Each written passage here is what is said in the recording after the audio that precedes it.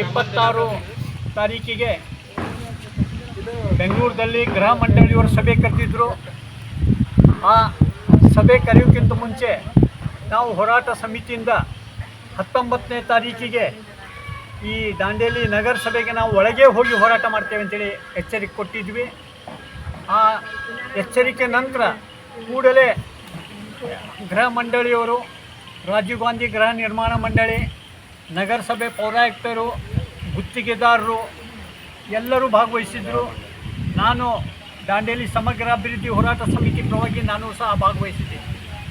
ಅಲ್ಲಿ ಸಾಕಷ್ಟು ಚರ್ಚೆ ಆಯಿತು. ಗುತ್ತಿಗೆದಾರರ ಕೆಲಸ ಬಗ್ಗೆ ಆಯಿತು. ಗುತ್ತಿಗೆದಾರ ನನಗೆ ಲಾಸ್ ಆಗ್ತದೆ, ನನಗೆ ಅದು ಬೇಡ, ಅದು ಬಿಡ್ತೇನೆ ಅಂತ ಅಷ್ಟು ಸಹ ಹೇಳ್ತಾಯಿದ್ರು.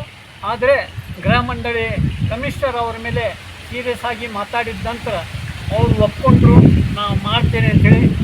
ಆ ಸಭೆಯಲ್ಲಿ ನಮಗೆ ಬೆಂಗಳೂರಿಗೆ ಹೋಗಿದ್ದ ವಿಷಯವನ್ನು, ಇದಕ್ಕೆ ಸಂಬಂಧಪಟ್ಟಂಥ ವಿಷಯವನ್ನು ಎಲ್ಲ ಸವಿಸ್ತಾರವಾಗಿ ತಮಗೆಲ್ಲ ಕೂಡ ತಿಳಿಸಿದ್ದಾರೆ.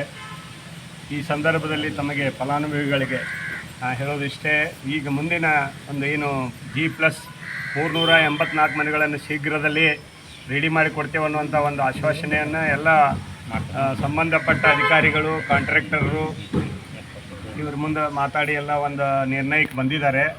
ಒಳ್ಳೆಯ ಬೆಳವಣಿಗೆ. ಅದಕ್ಕೆ ಇನ್ನು ಮುಂದಿನ ದಿನಗಳಲ್ಲಿ ಆ 384 ಮನೆಗಳನ್ನು ಆದಷ್ಟು ಶೀಘ್ರದಲ್ಲಿ ಕೊಡುವಂಥ ನಮ್ಮ ಹೋರಾಟ ಕಂಟಿನ್ಯೂ ಇರಲೇಬೇಕು. ಈ G+ ಫಲಾನುಭವಿಗಳಿರ್ಬೋದು, ನಿವೇಶನದ ಫಲಾನುಭವಿಗಳಿರ್ಬೋದು, 3,400 ಇದ್ದಲ್ಲಿ ಕೂಡ ಅವ್ರು ಯಾರಿಗೆ ನೆಸೆಸರಿ ಅದ ಅವ್ರು ಕನಿಷ್ಠ ಮನೆ ಇಲ್ಲ, ಜಾಗೆ ಇಲ್ಲ, ಬೇರೆ ಬಾಡಿಗೆ ಮನೆಯಲ್ಲಿ ಇದ್ದಾರೆ, ಅಂಥವ್ರಿಗೆ ನಿವೇಶನದ ಅವಶ್ಯಕತೆ ಇದೆ. ಅಂಥವರು ನಿವೇಶನ ಸಲುವಾಗಿ ಈ ಒಂದು ನಮ್ಮ ಹೋರಾಟದಲ್ಲಿ ಭಾಗವಹಿಸಿ ತಮಗೆ ನಿವೇಶನ ಸಿಗುವಂತೆ ನಮ್ಮ ಹೋರಾಟಕ್ಕೆ ಬೆಂಬಲವನ್ನು ಕೊಟ್ಟರೆ ನಾವು ಕೂಡ ಆ ಒಂದು ನಿವೇಶನ ಪಡೀಲಿಕ್ಕೆ ಏನು ಮಾಡಬೇಕು ಹೋರಾಟವನ್ನು ಮಾಡ್ತೀವಿ. ಮತ್ತು ಫಲಾನುಭವಿಗಳು ಕೂಡ ಈ 384 ಸಿಕ್ಕರೆ ಅಷ್ಟೇ ಅಂತಲ್ಲ, ಇನ್ನು ಉಳಿದ ಫಲಾನುಭವಿಗಳು ಯಾರು ದುಡ್ಡು ತುಂಬಿದ್ದೀರಿ ಅವರೆಲ್ಲರೂ ಅರ್ಹರೇ. ಯಾರು ಅದಕ್ಕೆ ದುಡ್ಡನ್ನು ತುಂಬಿದ್ದೀರಿ, ಯಾರು ಅಪ್ಲಿಕೇಶನ್ ಹಾಕಿದ್ದೀರಿ, ಅವ್ರದ್ದು ಯಾರು ಈಗಾಗಲೇ ದುಡ್ಡು ತೊಗೊಂಡು ಕೊಡ್ತೇವಂತ ಹೇಳಿ ಇದನ್ನು ಮಾಡಿದ್ದಾರೆ, ಅವ್ರಿಗೆಲ್ಲ ಸಿಗುವಂಥ ಪ್ರಾಮಾಣಿಕ ಪ್ರಯತ್ನವನ್ನು ಸಮಗ್ರ ಹೋರಾಟ ಸಮಿತಿ ಮಾಡ್ತದೆ. ಅದಕ್ಕೆ ತಾವೆಲ್ಲ ಕೂಡ ಕನಿಷ್ಠ ಅಂದ್ರೆ 400-500 ಜನ ಈ ಹೋರಾಟಕ್ಕೆ, ನಿವೇಶನದವರು ಒಂದು 400-500 ಜನ, ನಮ್ಮ ಫಲಾನುಭವಿಗಳು G+ ಫಲಾನುಭವಿಗಳು ಒಂದು 400-500 ಜನ, 1,000 ಮಂದಿ ಮೈದಾನಕ್ಕೆ ಇಳಿದ್ರೆ ಒಂದು ನಮ್ಮ ಹೋರಾಟ ಗುರಿ ತಲುಪುವಲ್ಲಿ ನಾವು ಯಶಸ್ವಿ ಆಗ್ತೀವಿ ಅನ್ನುವಂಥ ಮಾತನ್ನು ಈ ಸಂದರ್ಭದಲ್ಲಿ ಹೇಳಿ, ಇನ್ನು ಮುಂದಿನ ಹೋರಾಟಕ್ಕೆ ತಾವೆಲ್ಲ ಕರೆದಾಗ ಬಂದು ಮುಂದಿನ ಹೋರಾಟಕ್ಕೆ ಅಣಿಯ ಆಗಬೇಕು ಅನ್ನುವಂಥ ಮಾತನ್ನು ಹೇಳಿ,